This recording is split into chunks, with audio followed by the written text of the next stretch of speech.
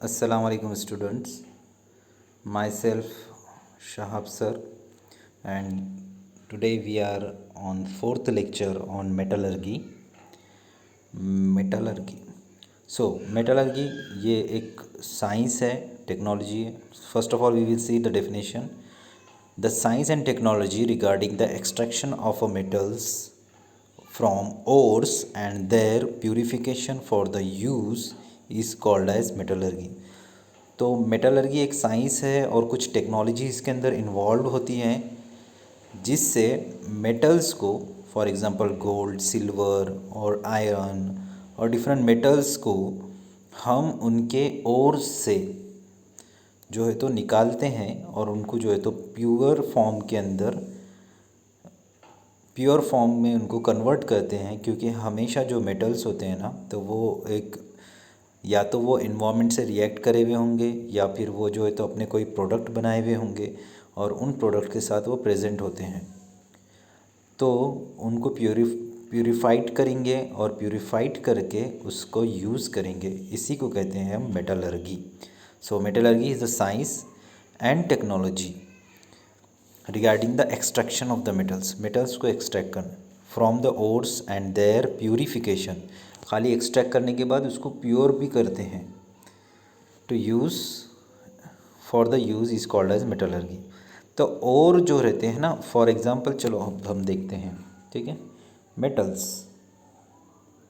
ठीक है, ये मेटल्स जो रहते हैं, फॉर एग्ज़ाम्पल कोई एक मेटल का हम एग्ज़ाम्पल लेते हैं, एल्युमिनियम. ठीक है, ये एल्युमिनियम हमारे को जो है ना, जो इसके माइंस रहते हैं उसमें डायरेक्ट फॉर्म में नहीं मिलता है. हमेशा जो भी मेटल होता है तो वो मेटल उसके साथ इन्वायरमेंट के साथ रिएक्ट के कोई एक प्रोडक्ट बना देता है. ठीक है, जैसा हम बताते हैं कि सिल्वर जो है तो सिल्वर ऑक्साइड बना देता है. तो या तो मेटल्स अपने ऑक्साइड बना के रहते हैं या कार्बोनेट्स बना के रहते हैं या फिर अपने सल्फाइड्स बना के रहते हैं. ठीक है, या फिर नाइट्राइड्स बना के रहते हैं. ये अलग अलग अपने हैं ना प्रोडक्ट्स बना के अलग फॉर्म के अंदर प्रेजेंट होते हैं. डायरेक्ट एल्युमिनियम नहीं रहेगा वहाँ पर. डायरेक्ट वहाँ पर जो है ना कोई भी प्रोडक्ट नहीं रहेगा. कुछ एक्सेप्शंस है जो हम आगे देखेंगे. तो अब बेसिकली मैं है ना यहाँ पे मैं यहाँ पे आपको ये जूम करके समझाने की कोशिश करता हूँ. तो देखो, जब भी कोई मेटल होता है, ठीक है, ये मेटल हमेशा है ना, हमको मेटल को एक्सट्रैक्ट करना है ताकि हमको यूज़ करना है उसे आगे जाके. तो ये मेटल हमेशा है ना अकेला नहीं रहेगा. वो किसी के साथ अपने ऑक्साइड्स बना के रहेगा या किसी के साथ वो जो है तो अपना कोई डिफरेंट सल्फाइड्स वगैरह कुछ बना के रहेगा. तो मेटल के साथ क्या रहेंगे, इम्प्यूरिटीज़ भी रहेंगे. क्या रहेंगे, इम्प्यूरिटीज़ रहेंगे. तो मेटल के साथ इम्प्यूरिटीज़ भी रहेंगे. ठीक है, तो हमेशा मेटल कैसा रहेगा, अकेला नहीं रहेगा, उसके साथ इम्प्यूरिटीज़ अटैच रहेंगे. तो हम क्या करेंगे, ये इम्प्यूरिटीज़ को क्या बोलते हैं हम थोड़ा सा आगे देखते हैं.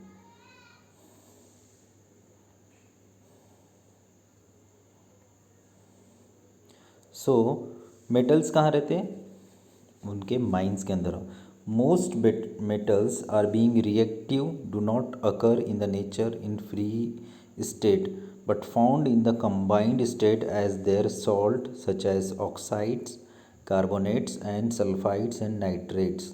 बहुत तकरीबन जितने भी मेटल्स रहते हैं ना वो रिएक्टिव रहते हैं. रिएक्टिविटी सीरीज़ देखे थे ना हमने, जिसके अंदर गोल्ड था लीस्ट रिएक्टिव और बाकी बहुत सारे थे मोस्ट रिएक्टिव. तो कुछ थे मॉडरेटली रिएक्टिव.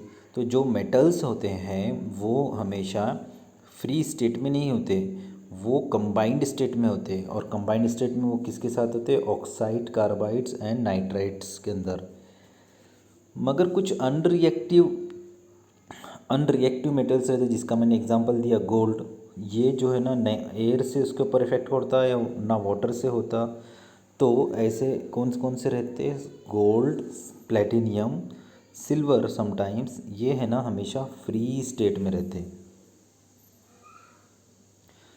तो हमने देखे थे अभी थोड़ी देर पहले कि मेटल, एक मिनट यहाँ लिखता हूँ मैं, मेटल प्लस इम्प्योरिटीज़ हमेशा रहती हैं। और जो मेटल्स इम्प्योरिटीज़ के साथ रहते हैं इसी को कहते हैं हम मिनरल। क्या कहते हैं हम? मिनरल्स। इसे कहते हैं हम minerals. So the compounds of the metals that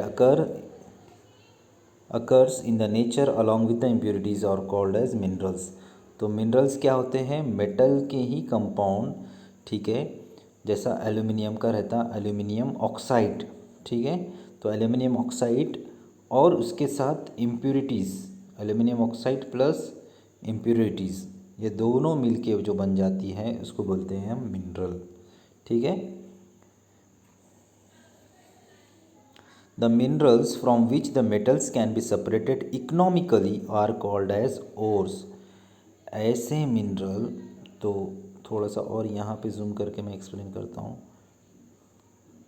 for example एक है मेटल है एल्यूमिनियम, ठीक है, और वो कौन से फॉर्म में रहता? उसके ऑक्साइड फॉर्म में रहता, Al2O3, एल्यूमिनियम ऑक्साइड। हमेशा किसके साथ रहेंगा? उसके साथ कुछ इम्प्योरिटीज़ रहेंगे, ठीक है। इम्प्योरिटीज़, मिनरल्स प्लस इम्प्योरिटीज़ को हम दोनों को बोलते हैं मेटल ऑक्साइड, मतलब मेटल का कोई प्रोडक्ट, और इम्प्योरिटीज़ दोनों को मिला के जो चीज़ बनती है मिनरल्स। अब ऐसे मिनरल्स जिसके अंदर से हम कमर्शियली इकोनॉमिकली कोई मेटल को निकाल सकते हैं, ऐसे मिनरल्स जिसमें से कोई एक मेटल को हम निकाल सकते हैं उसे ही कहते हैं हम ओर्स। क्या कहते हैं हम? ओर्स। और ये ओर्स के अलग अलग नाम रहते हैं, जैसा कि एल्यूमिनियम की ओर का नाम है बॉक्साइट। क्या नाम है? बॉक्साइट। आगे जाकर हम देखेंगे। So the mineral from which metal can be separated economically is called as ore. तो ओर के अंदर क्या होता है? ओर बेसिकली क्या होता है? Mineral metal with impurities, okay. तो इसके अंदर क्या क्या होते हैं? इम्प्योरिटीज़। अब आप इमेजिन करो कि एक जगह एक माइन है और वो माइन के अंदर जो है तो हमारे पास कुछ मेटल है, फॉर एग्जांपल एल्यूमिनियम। ये एल्यूमिनियम मेटल के साथ, एल्यूमिनियम तो अकेला नहीं रहता, वो ऑक्सीजन के साथ कंबाइन हुआ रहता, एल्यूमिनियम ऑक्साइड बने हुआ रहता, ठीक है। तो एल्यूमिनियम ऑक्साइड रहेगा, हम वहाँ पे खुदाई करेंगे। अच्छा ज़्यादा खुदाई करने के बाद हमारे को एल्यूमिनियम ऑक्साइड के ऐसे है ना बड़े बड़े है ना क्लम्स मिलेंगे, लम्स मिलेंगे, ठीक है। वो बड़े बड़े क्लम्स को हम अच्छे से साफ़ करेंगे तो हमारे क्या मिलेगा? उसमें थोड़ी सी सैंड होंगी, उसमें थोड़े से जो है तो सॉइल के पार्टिकल्स होंगे। उसके अंदर अगर वो रॉक के अंदर इंसर्ट होगा तो रॉक के भी कुछ सब्सटेंसेस, रॉक के भी कुछ पार्टिकल्स उसमें अटैच होंगे, ठीक है। तो इम्प्योरिटीज़ क्या क्या हो सकती है एक ओर के अंदर? सॉइल, सैंड, रॉक, सब्सटेंसेस, ठीक है। अब सारे इम्प्योरिटीज़ के लिए स्पेशल एक नया नाम दिया हुआ है जिसको हम कहते हैं गैंग। क्या कहते हैं हम? गैंग। गैंग मतलब क्या? इम्प्योरिटीज़। गैंग मतलब क्या? इम्प्योरिटीज़। तो इधर देखो एक एल्युमिनियम है, ठीक है, इसके अंदर इम्प्योरिटीज़ है, ठीक है। ये इम्प्योरिटीज़ के साथ एल्युमिनियम को हम क्या बोलते हैं? इसको बोलते हैं हम मिनरल। और ऐसे मिनरल्स जिसमें से हम इकोनॉमिकली हम क्या करते हैं? निकालते हैं कोई मेटल, एल्युमिनियम निकालते हैं, उसको कहते हैं हम ओर। तो ओर के अंदर क्या क्या हो गया? ओर के अंदर हो गया इम्प्योरिटीज़ प्लस मेटल, है ना, इम्प्योरिटीज़ प्लस मेटल। तो जो ये इम्प्योरिटीज़ है इसका एक स्पेशल नाम है। इम्प्योरिटीज़ का क्या है? स्पेशल नाम है। क्या नाम है इम्प्योरिटीज़ का? उसका नाम है गैंग। क्या नाम है? गैंग। इम्प्योरिटीज़ का क्या नाम है? Gangue. Impurities also called as gangue और गैंग पार्टिकल्स। तो फिर क्या करेंगे हम? Metals can be extracted from the ores by means of various methods of the separation. चलो अब मैं ये समझाता हूँ आपको। तो एक है मेटल, उसके साथ इम्प्योरिटीज़ है, उसको बोलते हैं हम गैंग। और मेटल्स कोई और से हम एक्सट्रैक्ट करते हैं, तो मेटल को हम और से एक्सट्रैक्ट करने के वास्ते बहुत से मेथड्स यूज़ करते हैं। Metallurgy is a science and technology. तो हम बहुत सारे मेथड्स यूज़ करते हैं जिससे हम मेटल्स में से उसके इम्प्योरिटीज़ को निकाल देते हैं, या फिर हम उसको एक अलग लैंग्वेज में कैसे बोलेंगे, मेटल से हम एक गैंग को सेपरेट कर देते हैं। मेटल से हम गैंग को सेपरेट कर देते हैं, उसके बाद से मेथड्स ऑफ सेपरेशन से जो हम आगे जाकर सीखेंगे। ठीक है। The process of extraction of metals in a pure state from ores is also a part of metallurgy. Metallurgy में ये सेपरेशन ऑफ मेटल भी इन्वॉल्व है। चलो अब मेटलर्जी की डेफिनेशन एक एंटायर प्रोसेस को समराइज़ करे हुआ है ये टेबल के अंदर। ठीक है, क्या है इसके अंदर, जो भी माइन के अंदर खुदाई हो रही है, जहाँ पे डिग करके हमको पता चला कि देखो यहाँ पर जो है ना गोल्ड है, हमने उसको जो है तो डिग करना चालू कर दिए, उसको खोदते गए और खोदने के बाद जो है तो हमारे क्या मिलेगा वहाँ पे, गोल्ड तो रहेगा और साथ में कुछ इम्प्योरिटीज़ भी रहेंगे। वो इम्प्योरिटीज़ को हमने बोल दिया गैंग। ठीक है। अब आप इमेजिन करो कि आप एक माइन के अंदर है और वो माइन के अंदर आपको गोल्ड मिला, तो आपने ऐसा गोल्ड हाथ में लिए और साथ में है ना थोड़ी सी सैंड भी आ गई आपके, तो जो सैंड थी आपने बोले ये गैंग है, हटाओ हटाओ। ठीक है। और आपने क्या करे, इसको मैकेनिकल सेपरेशन कर दिए उसका, क्या करे आपने, मैकेनिक अपने हाथ से उसको सेपरेट कर दिए। ठीक है। छोटे से गोल्ड के वास्ते ये मेथड अच्छा है और हम ऐसा सेपरेट कर सकते, मगर इंडस्ट्रियल लेवल के ऊपर जहाँ पे टनों में गोल्ड को निकाला जाता, तो वहाँ पर ये मेथड सफिशिएंट नहीं है, तो वहाँ पे अलग अलग मेथड्स यूज़ किए जाते हैं। ठीक है। क्यों यूज़ किए जाते, कि गोल्ड से गैंग को सेपरेट किया जाए। ठीक है।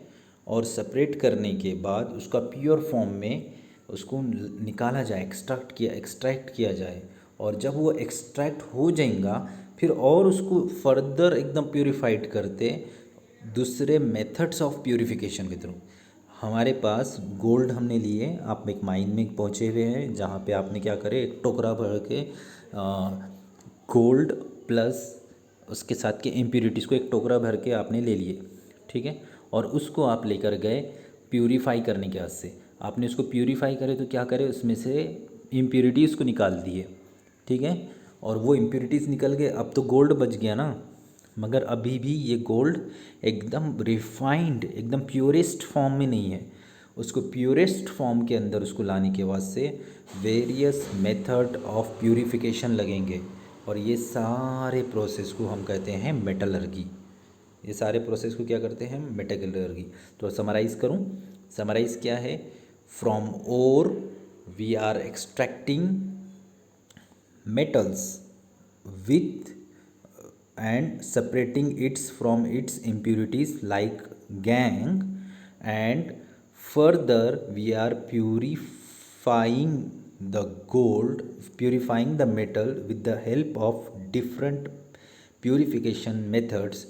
This is called as metallurgy. This entire process is called as metallurgy. तो मेटलर्जी के कुछ बेसिक प्रिंसिपल्स है जो अभी हम देखेंगे। तो पहला प्रिंसिपल है जिसके अंदर, जिसको कहते हैं हम कॉन्संट्रेशन ऑफ ओर्स। ठीक है। जब आपने मेटल लेकर आ गए, आपने इमेजिन करो आप एक माइन में गए थे और वहाँ से जो है तो आपने एक बड़ा सा टोकरा भरकर जिसके अंदर गोल्ड थोड़ा है और सैंड भी है और रॉकी सब्सटेंस भी है, ऑल दैट टुगेदर, ये सबको आपने लेकर आ गए। ठीक है। और एक बॉक्स में लेकर आ गए आप, वो बॉक्स आप लेकर आए, अब आपको इसको प्योर करना है। उसमें गोल्ड चुनते तो नहीं बैठेंगे ना आप, हैंड पिकिंग करना थोड़ा मुश्किल हो जाएगा, तो आप क्या करेंगे, उसको कॉन्संट्रेशन ऑफ ओर्स करेंगे, क्योंकि कॉन्संट्रेशन ऑफ ओर्स के अंदर ये एक ऐसा कॉन्संट्रेशन ऑफ ओर क्या है, it is nothing but separation of gangue from the ores. Concentration of ore क्या है कि एक मेटल है, ये गोल्ड है। ठीक है।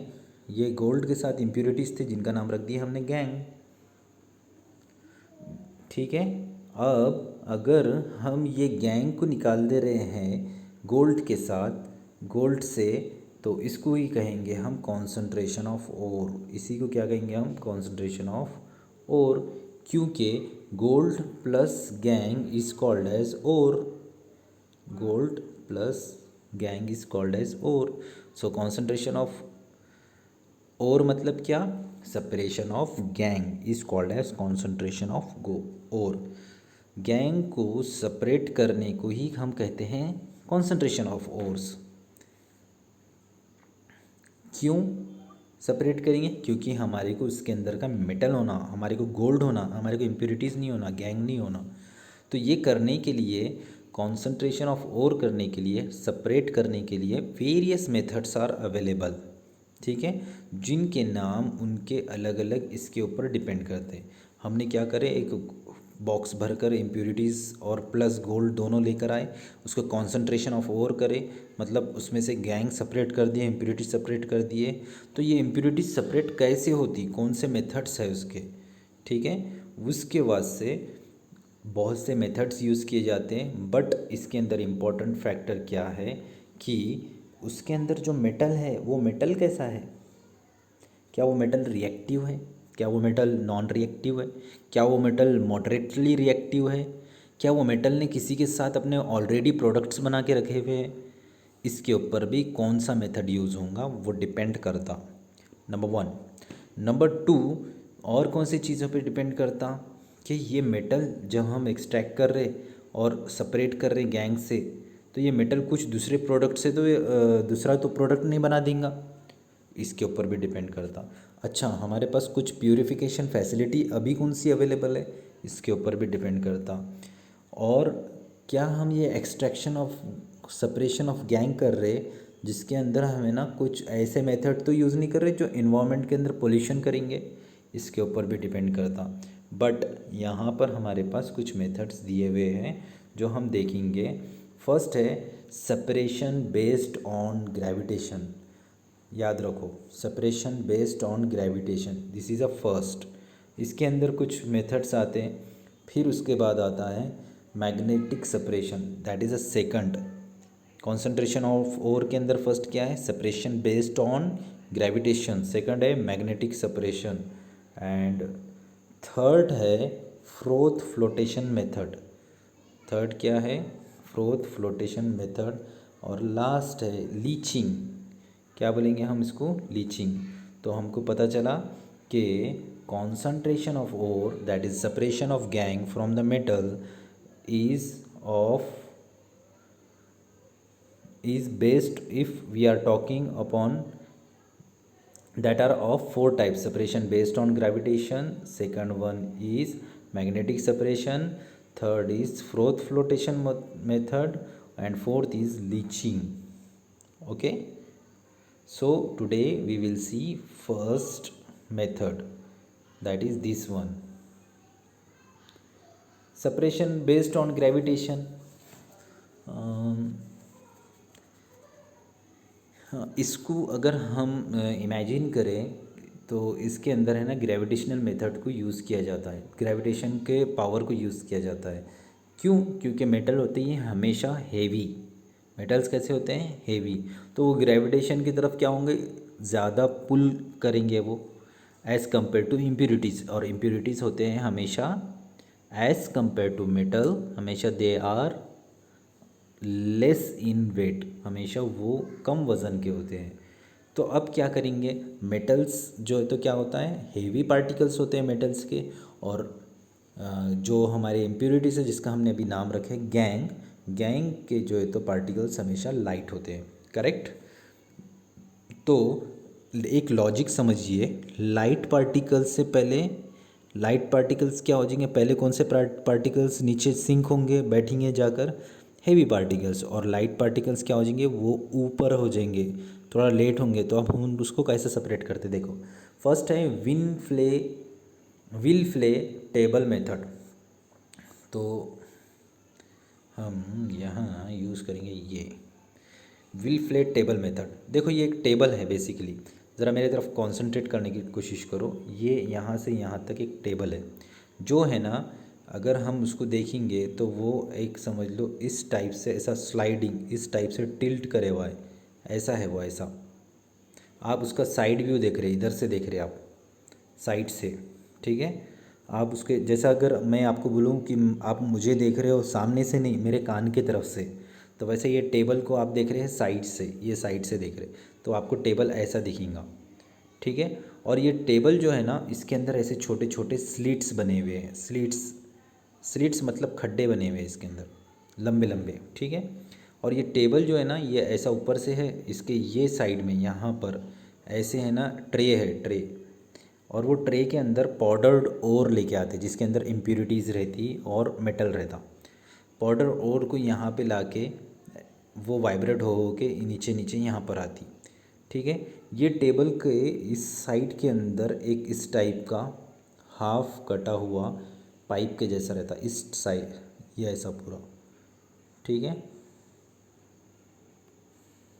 इस टाइप का ये। ठीक है, ये टेबल ऐसा टिल्टेड है। फिर उसके बाद यहाँ पे नीचे में एक ऐसी ही पाइप का टुकड़ा रहता है। ठीक है, समझ में आ गया। अब होता क्या देखिए, होता ये कि ये जो टेबल है ये है ना, वाइब्रेट होते रहता। क्या करते रहता वो? वाइब्रेट होते रहता। ठीक है।